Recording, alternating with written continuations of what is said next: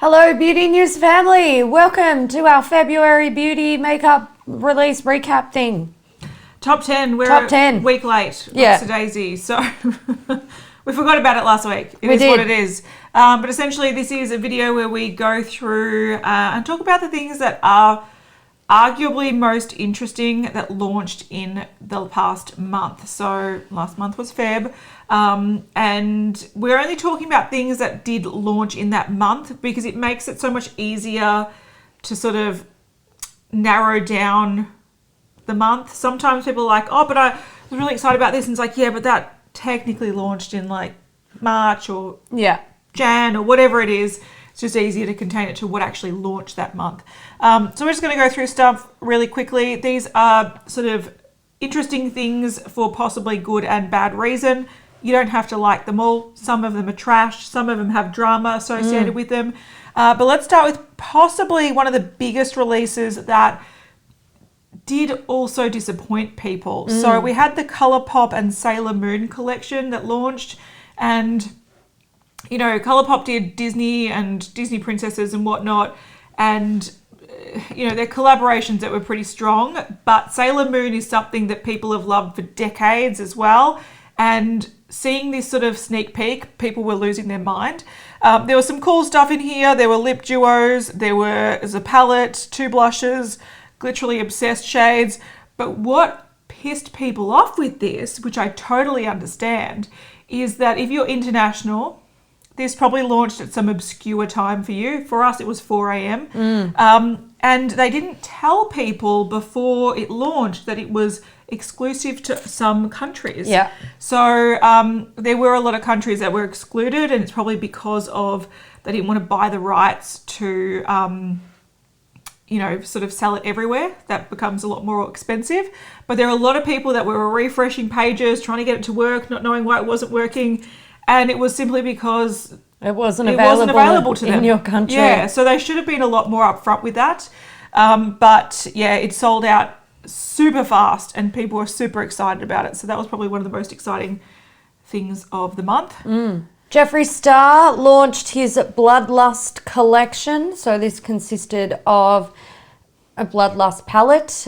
Then we had some liquid lipsticks and mirrors, merch, stuff like that.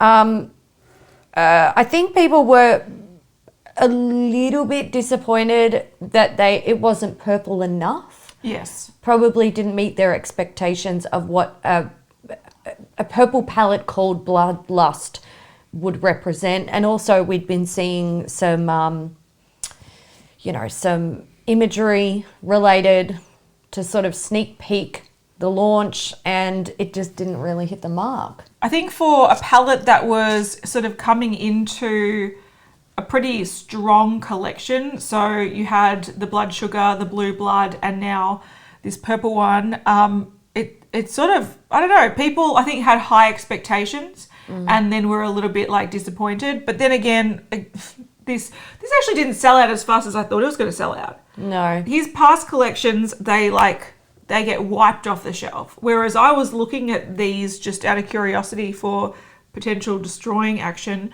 and there were multiple sites that were still available at. Yeah. And I'm like, that just shows that I think this sort of missed the mark a little bit. Yeah. But some people are really loving it. If you love a sort of soft tone purple, people think this is great. But yeah, it was a bit of an unusual one. I feel like we're starting to see cracks in the Jeffree Star sort of can do no wrong sort of thing. Like, because he's done a lot of wrong, but a lot of people forgive a lot of what he does. Yeah, in terms of his makeup, people stan him. Yeah, they do. And so I feel like we're starting to see that he's just missing the mark a little bit, which I thought was interesting. So, well, nothing lasts forever. that's true. One sort of indie release that a lot of people were super excited for. So the new Sugarpill Capsule collection. This is the C1. So it's an eyeshadow, pressed pigment, and blush palette.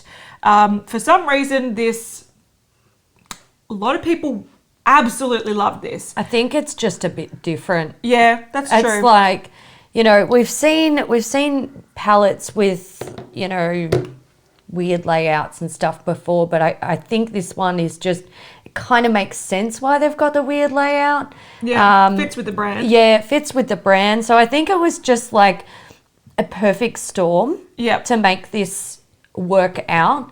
Because usually stuff like this, like the beauty community, we're not here for it. We're like, take your weird shaped pans and fuck right off. Yeah, but people were just they were into it. Yeah.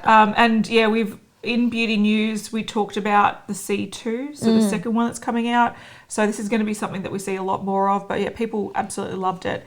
What I personally loved, which shows how bland and boring I currently am, is the Too Faced Born This Way, the Natural Nudes palette and their highlighting palettes, which were like trios. This launched. It is the most nude, basic bitch palette. I fucking love it. There's something about it that I'm just like... I love it too. It sort of has done a nice split between mattes and shimmers. It goes gradiating from light shades through to sort of cooler tone nudes, warmer tone nudes, brown nudes. Something about it that I absolutely love. Highlighter palettes, like a few people were very confused by why you need a whole palette of one shade. I love the fact you can get three different finishes. Textures. Yeah. I hate that, like, every time we talk about this, we have to be like, they're different textures. They're different textures. They're different textures. Yeah. So much better than, like, Neapolitan, white, pink, too dark. Yeah. Like, for me. But then if someone of colour buys it, they're going to be like, there's one pan I can use. Yes. And the others are wasted. Yeah. Whereas it's the same if I buy it. There's like usually one pan that I can use. Yeah, I'm sick of having a palette that has multiple colours in it and I really only reach for it for one shade. Yeah. And then if I only reach for it for one shade, it sits in a drawer and I actually just reach for a single. So at least this is like... it makes sense. It's a twist on something that is already done. You find a highlighter shade that... Like, if there's not one that you like there or it doesn't suit your skin tone, fine. You're definitely not going to be into it. But if you do like, say, the fairest one, and sometimes you do like a really, like, glowy, blingy highlighter, or some days you just want something nice and subtle for the office, or you're going out and you want something glittery. Yeah. Like, I know personally, I've gone through all of the stages of the highlighters. Like... Give me soft and subtle. Give me glowy and radiant. Give me that like sparkly shimmer. I think we all we chop and change throughout the year with what we like. And at least in this case, you can wear all the colours. Yeah, and that's what I like about it as well. And I do agree with you. I think also how much highlighter I wear or the finish that I go for depends on my mood. It depends on the occasion, depends on the makeup I'm wearing. If I'm wearing something bold, I pare down the highlighter. If I'm wearing something super nude, I might bling it up a little bit more because you can bling up the skin. And I really like the fact that, you know, if you find a tone that works for you, you've got different finishes. So I think that's a really good concept. I want to see more brands do something like that.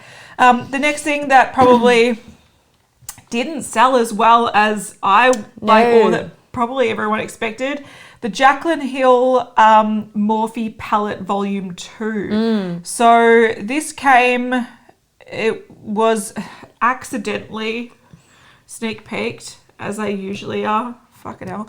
And it is still around. You can still get it. I think it's the first, maybe besides the Manny MUA collection. Maybe, one of the first, or one of the most recent collabs that just hasn't sold out. Yeah. Which I think is really, really interesting. We did destroy these. Some of the shades are actually really beautiful. I still kind of want this palette, but I said in that video I want it in a mini. And I'm not kidding. Like, I'm not going to buy it.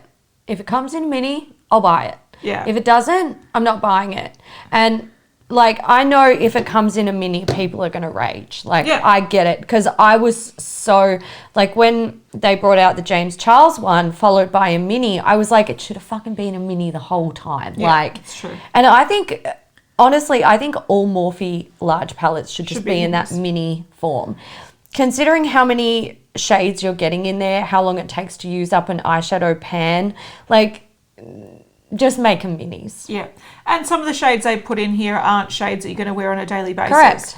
They're sort of like statement colours that you're going to reach for once in a blue moon. Like, don't get me wrong, I want it. Like, I do want it. There's some cool colours in there. I really do want it, but I want it small. Yeah. See, I really like some of the colours here. They're not colours that I personally wear a lot of. Corals and pinks make me look quite ill. And there are so many redundant shades. So we did talk about this. We swatched some side by side, and you can see that pretty much the sort of nude mattes all look very similar. The nude shimmers all look very similar. Some of the berries all look very similar. So there are some cool colors in here. I know why sort of, if you buy this, I totally understand why. Yeah. And I think if you see it in person, it's a lot more impressive than if you see it in photos. So and when you swatch it, even more so, you start to see the really beautiful colors. Yeah. All right, editing cat here. One thing that we forgot to talk about is a little bit of drama around the original Morphe Jaclyn Hill palette.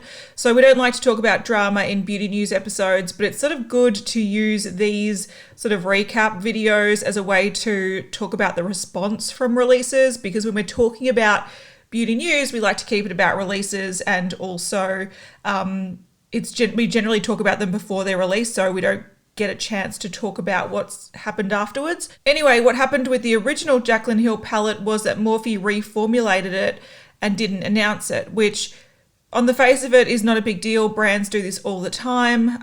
They often update formulas to make products better, or if ingredients are no longer available or have been updated by the manufacturer, they have to tweak sort of ingredients of products. So this is not really something that's news in itself, but it is worth mentioning because the original formulation for the palette was vegan, whereas this one now isn't vegan. So if you are vegan and you wanted to buy the original Jaclyn Hill palette, check the ingredients, because the old ones are technically vegan and the new ones now contain carmine. So yeah, the change of ingredients in itself isn't a big drama, but it is pretty sucky that they have changed it from being vegan to not vegan. Really quickly, we saw MAC Maker for 2020. So this is where MAC takes a bunch of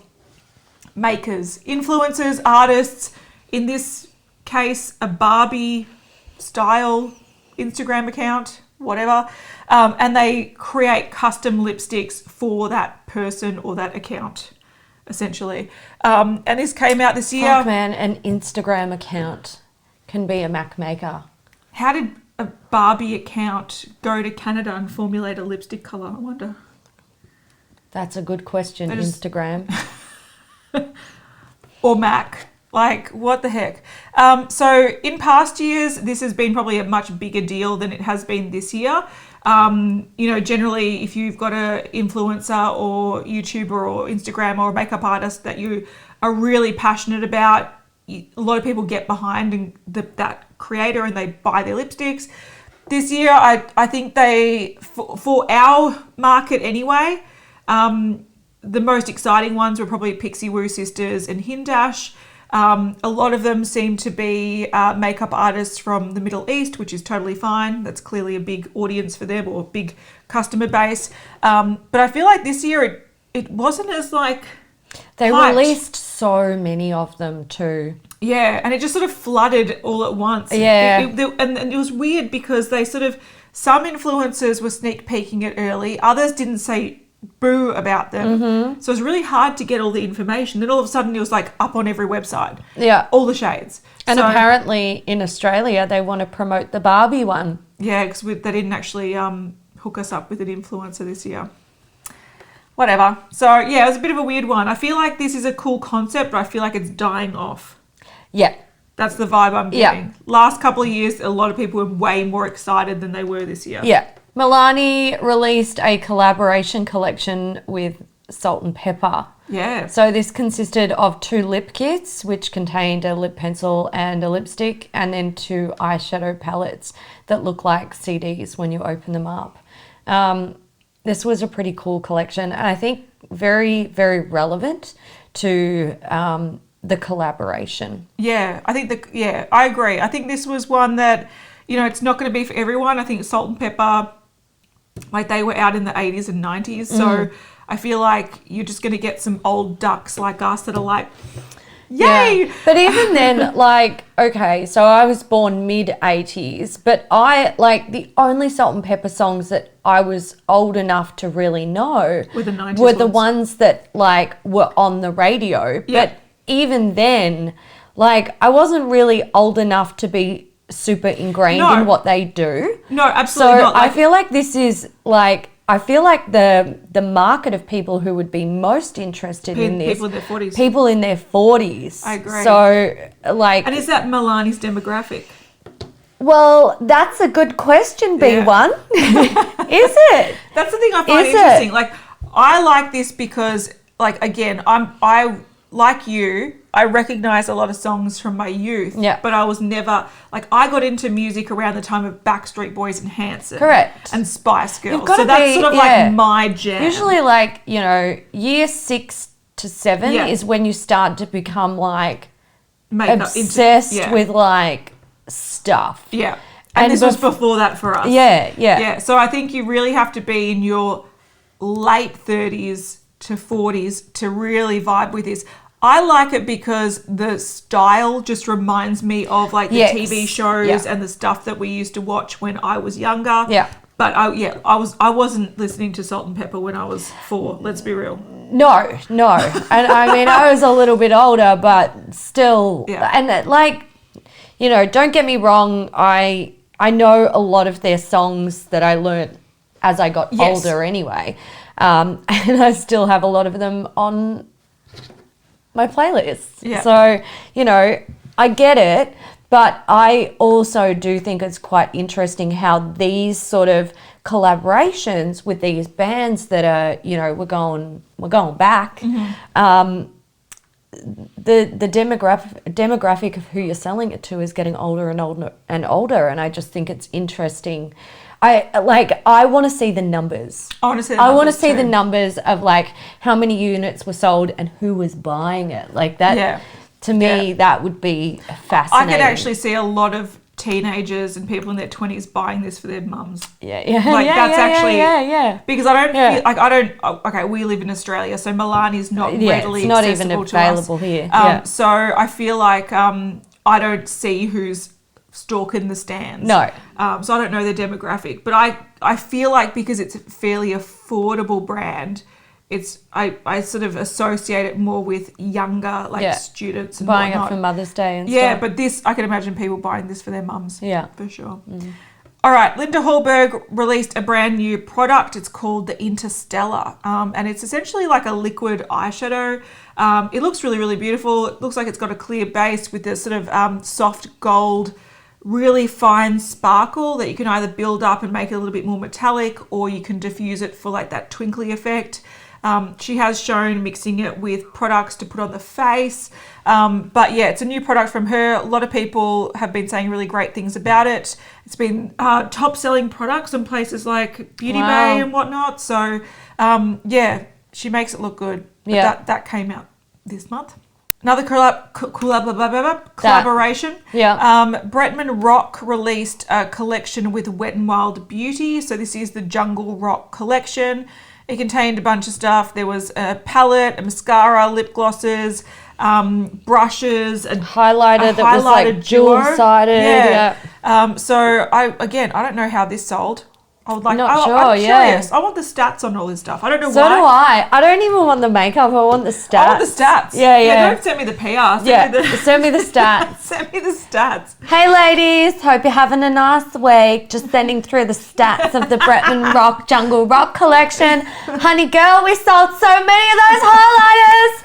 Yeah. That's what I want to know. Yeah, that's exactly what I want to know. For some reason, that's what I want to know. Hello, Wet n Wild, are you listening? Yeah, but so that's a collection that a few people email were us at Beauty News Official. Yes, just give us the stats. Exactly. All right, Millennial Pinx. This was a collection that came from Melt Cosmetics. Yep. It was their like Valentine's Day collection. So it consisted of 2 metallic liners, 4 glittery lip glosses, which is and a new formula for them. Yeah, and then a palette that was like basically pink and grey. Again, I would like the stats on this one. I reckon that palette would have sold really well. I did see some people playing with those metallic liners. Yeah. I wouldn't even risk it for the biscuit, to be fair. I wouldn't go there. Scared me. I was like, nope. All right. I want to have a look if they sold out. Hang on. All right, interesting. Wow, interesting. Usually melt collections sell out pretty quickly. I do think, to be fair, that since they are stocked in Sephora, they've been making more stock. Because their holiday collection, I don't think sold out. And that was probably the most raved about collection. The Amore Eterno collection, that's it. Yeah. So the Modern Love collection, the palette's still in stock. The two pinky nude lip glosses are in stock. The grey and the black is sold out. But I wonder, did they understock that? They must have. They absolutely must have. Because the two shimmery eye things are still in stock as well. Surely they would know that a black and straight up silver glitter lip gloss are not going to be the most popular. Like it takes a certain type of person to want to buy that. Yeah. And especially at $24.55 Australian dollars. Yeah. So I would assume that they would just naturally make like a tenth. Yeah. Less of them. Yeah.